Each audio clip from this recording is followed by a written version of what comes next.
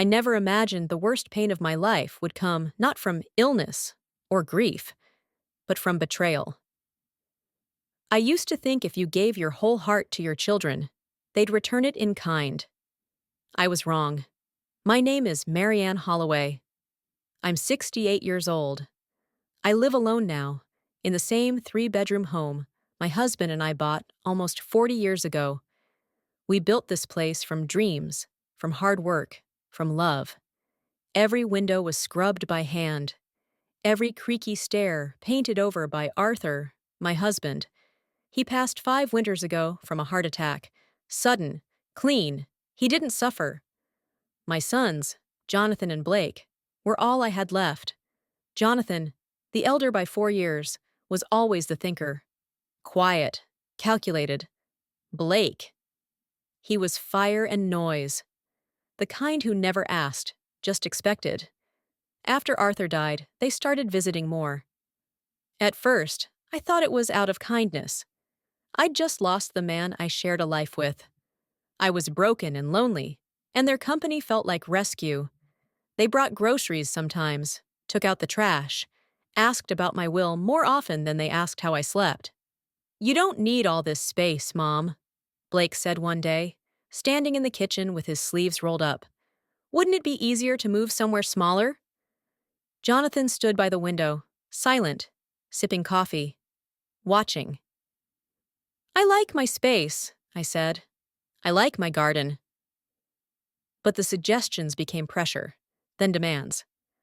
One night, I woke to whispers outside my door, their voices, in my house. "She's not going to change her mind. Then we'll have to make her." "Are you serious?"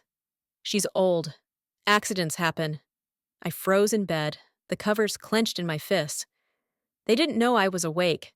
They didn't know I heard everything. The next morning, I acted like nothing had happened. I smiled through breakfast. I even offered to make Jonathan's favorite lemon muffins. That day, they stayed close. Too close. By nightfall, I was on the floor at the bottom of the stairs, breathless, ribs cracked, vision fading, while Blake stood at the top, wide-eyed. Jonathan didn't move, and when the ambulance came, they told them it was an accident, that I tripped on the rug. I nodded along with them. I didn't say a word. Not yet. They discharged me from the hospital after 5 days. I had 2 broken ribs and a hairline fracture in my wrist. I told the nurse I tripped. She didn't believe me, not fully, but she didn't push. Her name was Carla, early 40s, the kind of woman with tired eyes and kind hands. On my 3rd day, she sat by my bed and said, "You don't have to explain anything to anyone, but just so you know, I see more than you think." I gave her a small nod. That was all I could offer. Jonathan picked me up. He brought me a coat I hadn't worn in years, one missing a button. He didn't speak much, just held the door, kept the engine running.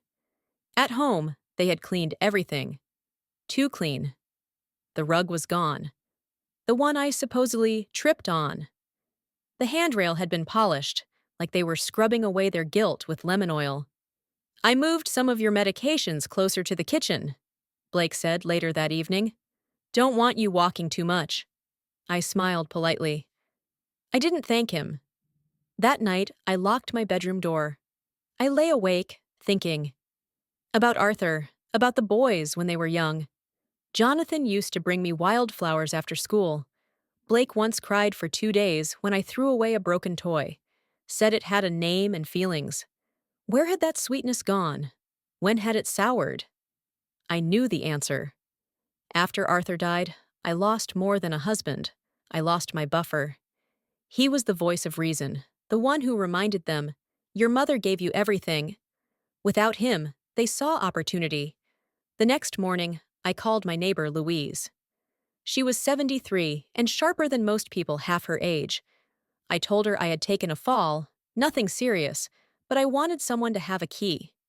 Just in case. She came over that afternoon.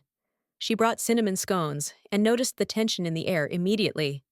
"Blake's home during the day now?" she asked casually. I nodded. He says he's looking for remote work. She arched an eyebrow. Since when has Blake looked for work? That night, after she left, I retrieved the small fireproof box from my closet. Inside were Arthur's documents, our joint accounts, and my will. I hadn't looked at them in years. What they didn't know, what they never bothered to ask, was that Arthur had left me everything: the house, the savings, the stocks, all of it. And I had quietly transferred most of it into a trust after his passing. But I hadn't updated the beneficiaries yet. I looked at their names: Jonathan Holloway, Blake Holloway, and something inside me hardened. I wasn't going to let them win, but I wasn't going to scream, or threaten, or even cry. I was going to watch, and listen, and prepare. They thought I was broken, and that would be their biggest mistake. The days after my return passed in a strange rhythm. I moved slower, breathed shallower, but inside my mind, I was sharper than ever. Jonathan worked late most nights, or so he said, but his briefcase was always suspiciously light. Blake remained at home, lurking in doorways, hovering with an anxious energy that reminded me of a dog sniffing for scraps. He'd started calling me Ma again, a nickname from childhood he hadn't used in years. He thought it softened him. It didn't. "You sure you're feeling all right?" he'd ask every few hours. "Don't need help with your bank stuff or anything, right?" I smiled sweetly. "No, honey, I'm managing." What I didn't say was that I'd already moved the majority of my savings into a separate account, under a different trust, with Louise's lawyer's help. His name was Albert Penn. A quiet man, always invests, with eyes like old glass, thin and unreadable. "You understand this'll cut them out entirely," he said, after I signed the documents. "I understand," I replied. "They already cut me out. I'm just following their lead." On the outside, I was all smiles and scones. I offered them pie. I watched their every movement. I wrote things down in a little floral notebook I kept tucked under my mattress. Dates, conversations, even the way Jonathan looked at my phone when he thought I wasn't watching. I caught him once, standing too close to the desk drawer where I kept my old financial papers. "Looking for something?" I asked. He startled. "Just a pen." I handed him one. "They're in the kitchen." That night, I removed every document from the house and locked them in Louise's attic. It wasn't just paranoia, it was survival. I began testing them. Subtle things. I told Blake I was thinking of updating my will. He smiled too quickly, said, "That's probably smart."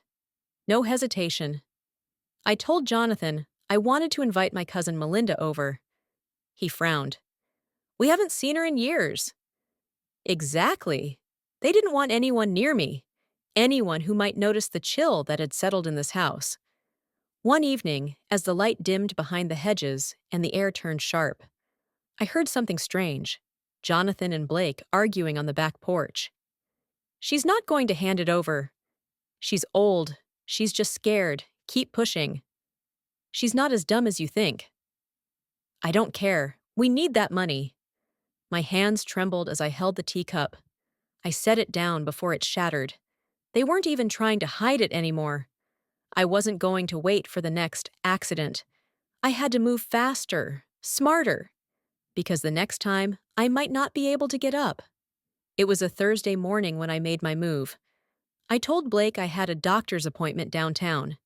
He offered to drive me, but I insisted on a cab. Said I wanted to feel independent again. He smirked, like he thought I was being adorable. That was good. Let him think that. I didn't go to the doctor. I went to Albert Penn's office again, this time with a new request. "I want to amend the trust," I told him, lowering myself carefully into the chair. "Again." He blinked. "Another change?" "Yes. And this one needs to stay quiet." Albert leaned forward. "You want to add someone new?" "I want to remove someone, both of them." He studied me for a moment. then nodded slowly. I can arrange that. I handed him a name on a folded slip of paper.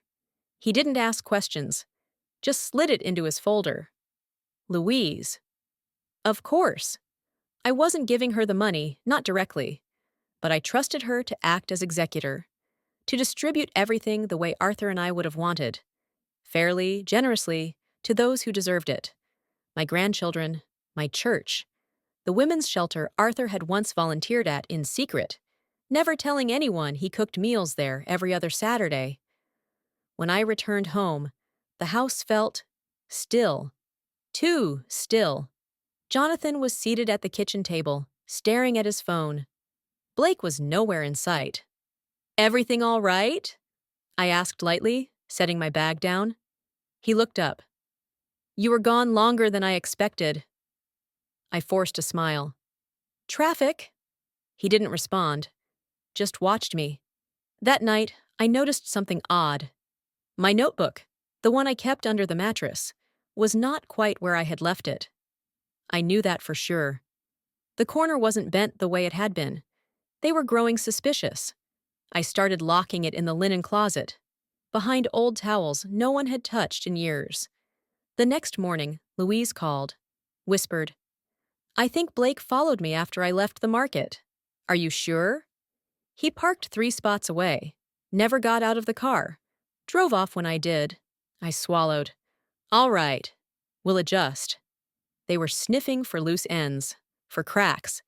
They didn't know I'd already reinforced everything. That Sunday, I called a family dinner, first one in months. I wanted to see them both, together, sitting at the table where Arthur once carved the ham and reminded them to take their elbows off the wood. I cooked everything myself, even with the pain, roasted chicken, potatoes, biscuits from scratch. I needed it to feel familiar. They arrived on time, which was rare. They brought flowers, store-bought, generic, but flowers nonetheless. We ate. We talked about nothing. I pretended to laugh. Blake leaned back in his chair and said, So, Ma, ever think about selling the house still? I looked at him, my fork midair. Why would I sell it? This house is my life. Jonathan poured more wine. It's a lot to manage.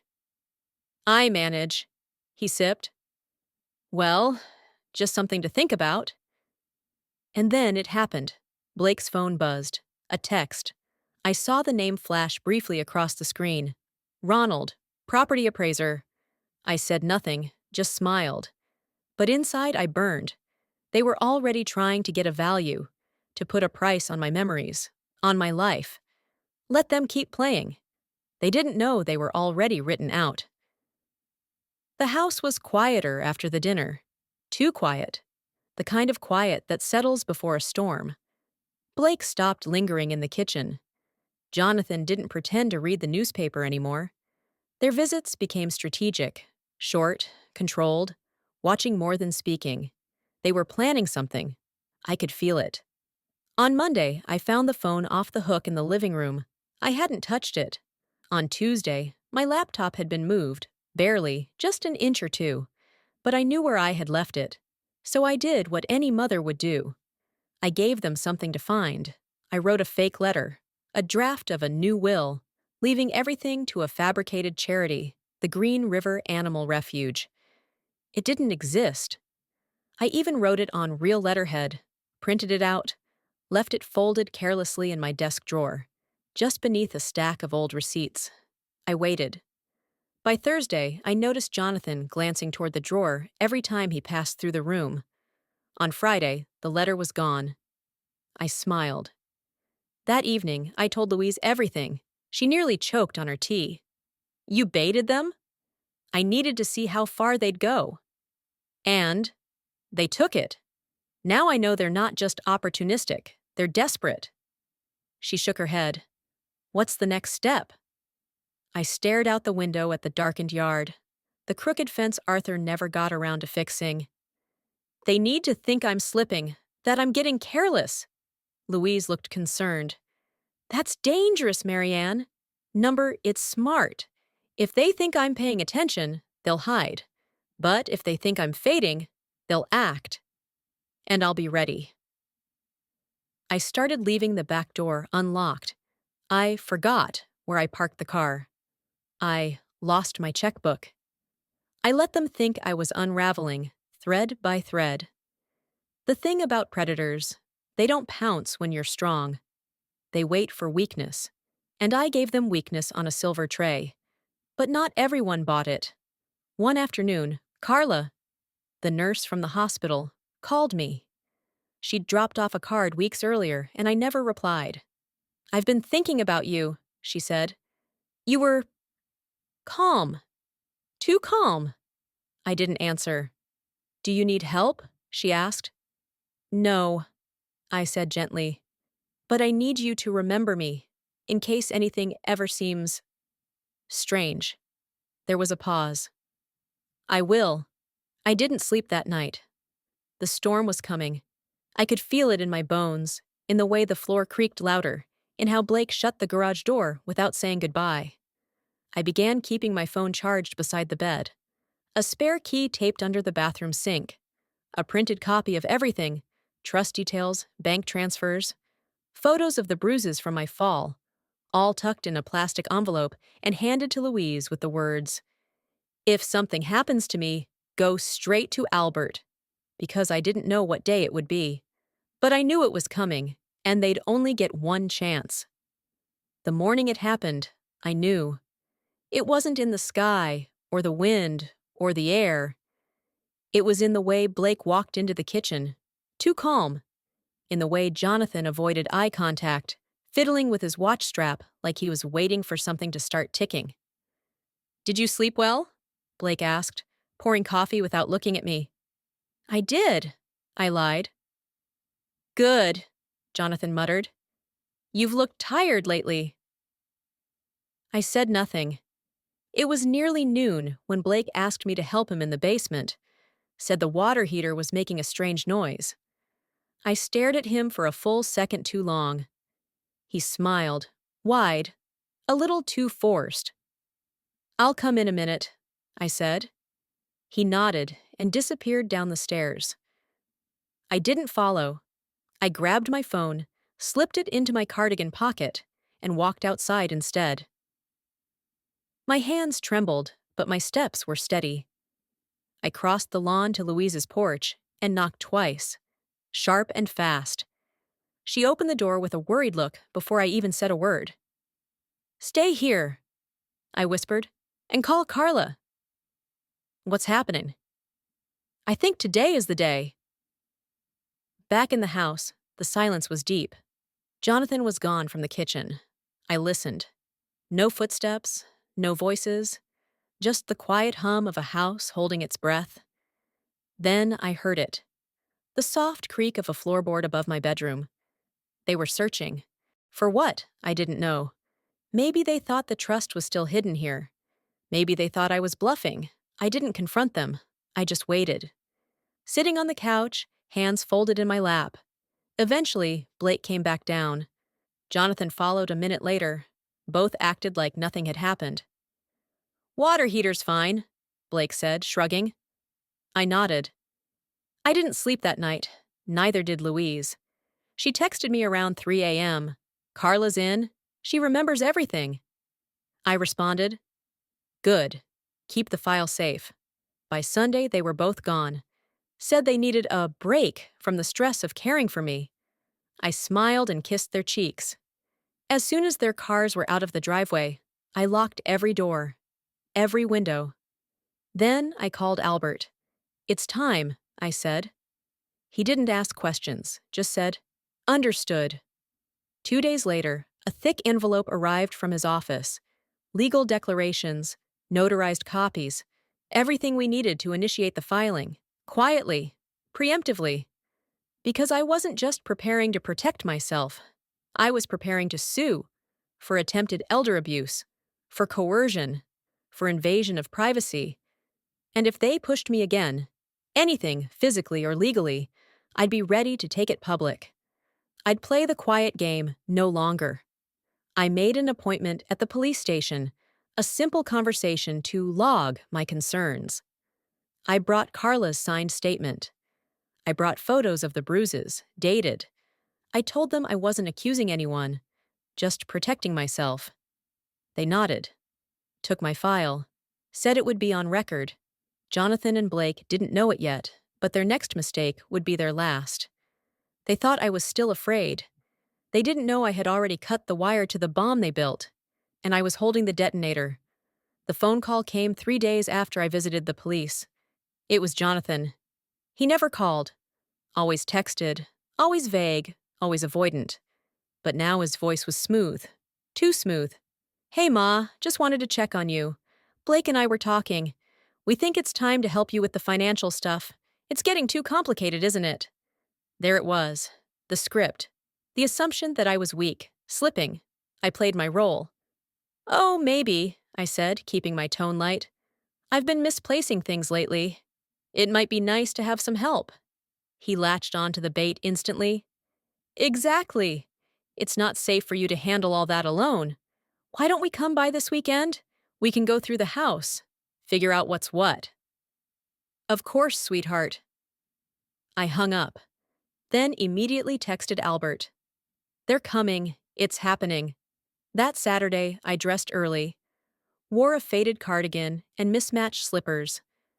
I left the tea kettle on the stove and scattered old bills across the kitchen table. Half opened, deliberately messy. When they arrived, they didn't even knock.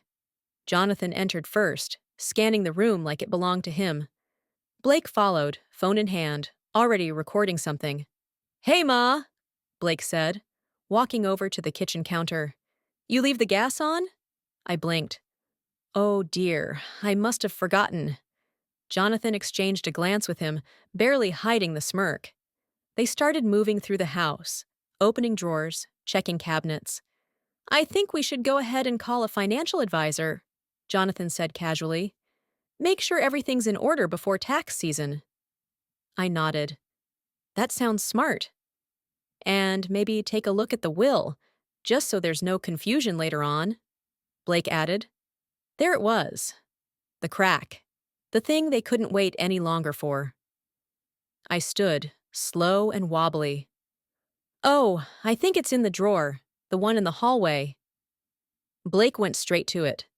Jonathan stayed beside me, too close. But before he could speak, there was a knock at the front door. 3 sharp raps. Blake froze. Jonathan turned. I moved past them and opened the door. Louise. And behind her, Officer Myers from the precinct. Not in uniform, just a Navy windbreaker and a badge around his neck. "Mrs. Holloway," he said gently, "we're here to follow up on your file." Blake stepped forward. "What's going on?" I turned to him. "Officer Myers is here because I filed a report about you both." The silence was instant, thick, ugly. Jonathan's mouth opened, but nothing came out. "I told you," I said, voice steady. "I wasn't going to stay quiet forever." Blake's voice cracked. "You're lying." Carla appeared behind Louise, clutching a small file folder. "She's not, and I signed a sworn affidavit." Myers stepped into the house. "Gentlemen, I need to ask you both to sit down. Now." I didn't look away from them as they moved stiffly toward the couch. They weren't in control anymore. And for the first time in months, I breathed, deep and full, like a woman who'd just unlocked her own front door after a long, cold exile. They didn't speak for the first few minutes. Blake sat rigid on the edge of the couch, one knee bouncing uncontrollably. Jonathan leaned back, arms crossed, trying to project calm, but his eyes darted too much. Officer Myers kept his voice low and polite, but firm. "We've received credible documentation of coercive behavior, financial manipulation, and potential physical endangerment." Jonathan snorted. "You're basing this on what? A bunch of gossip from an old neighbor?" "No," Myers replied. "We have medical records, corroborated statements, and photographs that align with your mother's report." Including x-rays, Blake turned toward me, jaw tight. "You're seriously doing this to us?" I looked at him evenly. "You did this to yourselves." He stood suddenly. We were trying to help you. You're not the same, Ma. You forget things. You leave burners on. You don't answer your phone. That's not help, I said quietly. That's control. And I've been documenting every moment of it. Jonathan jumped in. So what? You want to ruin us? You want to drag your own sons into court? I wanted my family back, I said. But since I can't have that, I want peace. And safety. Myers gestured toward the dining table. If you both don't have legal representation, I suggest you get it. Any attempt to approach your mother again, or interfere with her property or finances, will be considered a violation and handled accordingly. Violation? Blake said, nearly laughing. This is our house. No, I said, my voice firmer than it had been in months. It was never yours. You were raised in it. You were loved in it. But it belongs to me, and it always has. They didn't argue after that. Not with words, at least. They left in silence, the front door closing behind them, like the final page of a chapter I'd spent a lifetime writing. I watched from the window as they stood by their cars, not speaking to each other. Later that evening, Albert called. They'll try to delay things, he warned. Maybe paint you as unstable, try to throw doubt. I'm ready. I know. The court filings would begin that week. A formal complaint, civil action for attempted financial exploitation, supported by the police report, medical documentation, and witness statements. Louise came over the next morning and brought cinnamon scones again, like she had the day she first saw through the cracks. You okay? She asked softly. I'm more than okay, I said. I feel like I finally locked a door I should have closed years ago. We sat in the kitchen, the same one where Arthur used to laugh over crossword puzzles, where Jonathan once spilled milk and cried like the world had ended, where Blake used to hum songs while stirring cookie batter. So much history, but history didn't excuse cruelty. And I wouldn't let nostalgia rewrite reality. They were my sons. But that didn't mean they were entitled to my life, or what I'd built. And now, they'd have to face the truth, in front of a judge, with nowhere to run and no lie left to hide behind. Court was colder than I expected. Not the temperature, the air. It was silence wrapped in marble, full of polished shoes and stiff shoulders and cheap cologne. Everything echoed, footsteps, coughs, lies. Jonathan and Blake sat across the aisle, side by side but a world apart. They looked smaller than I remembered. Or maybe I had simply grown. Albert sat beside me, calm as ever. He kept his words clipped, precise, a quiet blade. Louise squeezed my hand once and sat in the gallery with Carla. The hearing was to present our evidence and allow the judge to decide whether the case would proceed to full trial. I didn't want drama. I wanted documentation. The truth, delivered plainly. Carla spoke first, soft but steady. I was her nurse after the fall. The injuries didn't match the story. I suspected something then, and she later confirmed it. Louise testified next. I watched the change, the fear. I saw Blake outside my house. I hid documents for her. Then it was my turn. I stood. I raised my sons to be kind, but somewhere along the way, they learned to take instead. I let guilt keep me quiet, until they crossed a line that couldn't be ignored. Blake rolled his eyes. Jonathan rubbed his jaw. The judge didn't interrupt. She only nodded, writing something down. Albert presented the trust documents. The new executor, financial transfers, photos of bruises, my written notes, a timeline of behavior, each item like a slow knife, carving away their defense. Their lawyer tried to pivot. Your Honor, Ms. Holloway has admitted to memory issues. She acted erratically. These boys were trying to protect her. My voice didn't shake when I answered. I pretended to be forgetful. I staged it. Because I knew the moment they sensed clarity, they'd hide their tracks. But when they thought I was confused, they got greedy. Silence. heavy. The judge tapped her pen once, then said simply, "This will proceed." Blake stood too fast. "This is insane!" The bailiff stepped between us before he could say more. I didn't flinch.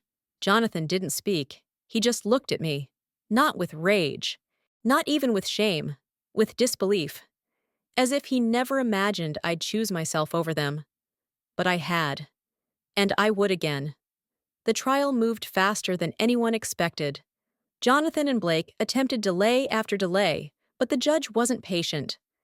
She saw through the games. Each new tactic made them look smaller, more desperate. They brought in character witnesses, distant cousins, old friends, even a former church member who hadn't spoken to me in years. They all said the same things. I had always been a loving mother, generous, devoted. They didn't realize they were helping me, because a woman who gives everything doesn't just suddenly become vindictive. She becomes fed up. The final day of trial was quiet. The courtroom wasn't full, just the important ones. Albert beside me, Louise and Carla behind, the sons across from me, stone-faced, thin-lipped, not even looking at each other now. Blake testified with arrogance. "She's confused. She's not the same. This is ridiculous." Jonathan's words were rehearsed, softer, but still full of pity. "We were only trying to help her manage things. She was making mistakes. It wasn't about the money." But when the judge asked why they appraised the house without my consent, why they accessed my drawers, followed Louise, opened my private mail, they had no answers. Only silence. Then it was my turn. I stood with my back straight, hands clasped.